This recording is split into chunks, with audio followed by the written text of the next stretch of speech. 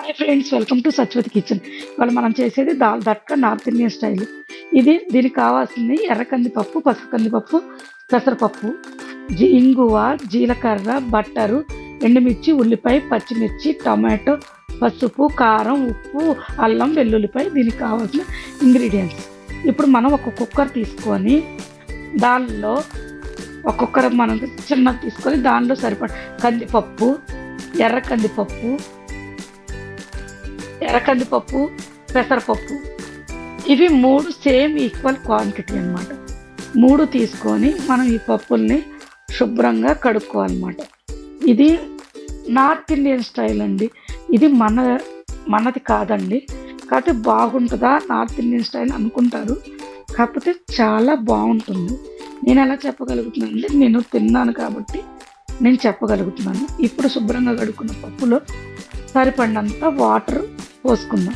సరిపడినంత వాటర్ పోసుకొని దీనిలోని కొద్దిగా ఆయిల్, తొందరగా ఉడుకుతుంది కాబట్టి కొంచెం ఆయిల్ యాడ్ చేసుకుందాం. ఆయిల్ వేసుకొని ఇందులోనే కొద్దిగా పసుపు కూడా వేసేసుకొని కుక్కర్ మూత పెట్టుకొని స్టవ్ ఆన్ చేసుకొని ఈ పప్పులన్నీ మంచిగా కుక్ అయ్యేదాకా కుక్ చేసుకుందాం. ఈ పప్పులు మొత్తం 3 ఈవెన్ ఫైన్గా కుక్ అయిపోవాలన్నమాట.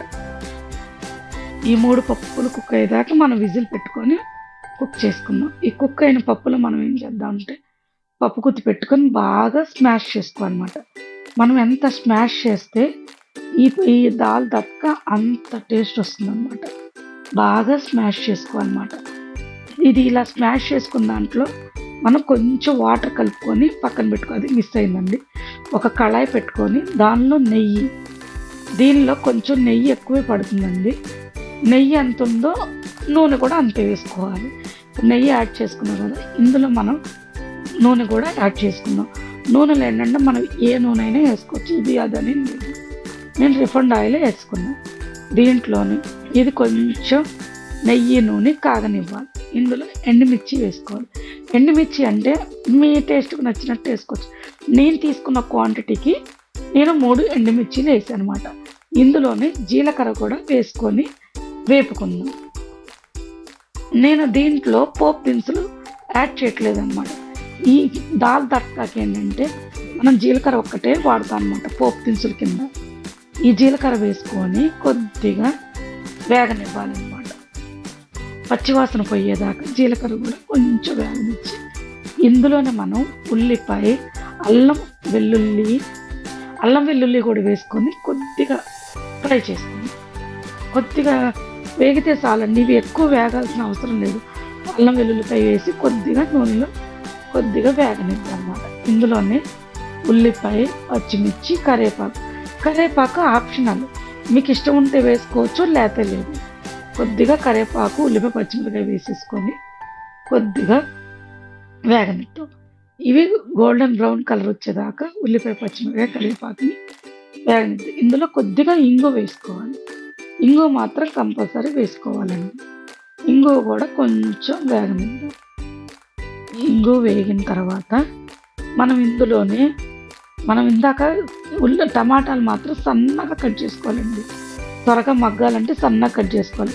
మనం కట్ చేసి పెట్టుకున్న టమాటా ముక్కలు కూడా వేసేసుకొని మనకి రుచికి సరిపడినంత సాల్ట్, మనం ఎంత తింటామో మనకు సరిపడినంత సాల్ట్ వేసుకోవాలన్నమాట. సాల్ట్ వేసుకున్నాక పసుపు కూడా కొద్దిగా యాడ్ చేసుకోవాలన్నమాట. కొద్దిగా పసుపు యాడ్ చేసుకోవాలి. కారం మాత్రం మనం చూసి వేసుకోవాలి. ఎందుకంటే ఎండుమిర్చి యాడ్ చేసాం, ఆల్రెడీ పచ్చిమిర్చి యాడ్ చేసాం కాబట్టి మనకు రుచికి సరిపడినంత కారం వేసుకో. అంటే ఎక్కువ తినేవాళ్ళు ఉంటే యాడ్ చేసుకోవచ్చు అండి, కాకపోతే అవి కూడా మనం దృష్టిలో పెట్టుకోవాలని చెప్పానండి. మన ఇష్టం, ఎంతైనా కారం అనేది ఎవరిష్టం వాళ్ళని బట్టి వేసుకోవచ్చు. దీన్ని బాగా కలుపుకోవాలన్నమాట. కారం, ఉప్పు, పసుపు ఇవన్నీ పట్టేదాకా మనం బాగా కలుపుకోవాలన్నమాట. బాగా కలుపుకొని దీంట్లోనే కొద్దిగా టమాటాలని బాగా స్మాష్ చేయాలండి. ఎందుకంటే టమాటా స్మాష్ చేస్తేనే టేస్ట్ బాగుంటుందన్నమాట. దీంట్లో టమాటా మంచిగా మనం మిక్సీ పట్టి వేసుకోవచ్చు కదా అంటారు.